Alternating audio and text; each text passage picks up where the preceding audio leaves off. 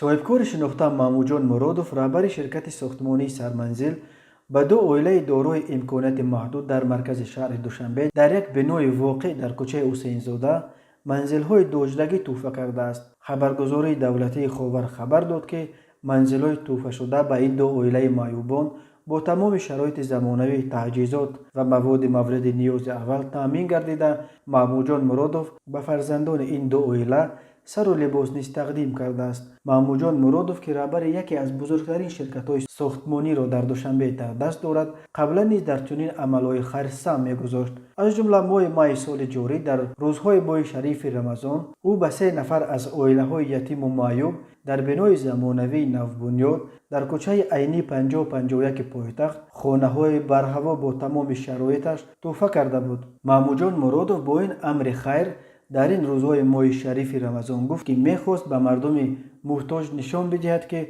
آنها در زندگی تنها و بی‌پرستار نیستند. رانا رحیمووا، فاطمه عبیدووا و زیبانسای اکرم اشک شادی در چشم به این صاحبکار برای این عمل خیرش اظهار سپاس کرده برایش دست به دعای نیک گشادند. رانا رحیمووا برای مثال 4 فرزند دارد که 3 فرزندش معیوب بوده. او امکان خریدن خانه را اصلا نداشت. بنا به اطلاع خاور، ماموجان مرادوف همینطور خانه کودکان پایتخت را با خرچ قریب 7 میلیون سومانی تعمیر نموده. این چنین تعمیر بنای یک کوچه را به عهده گرفته است.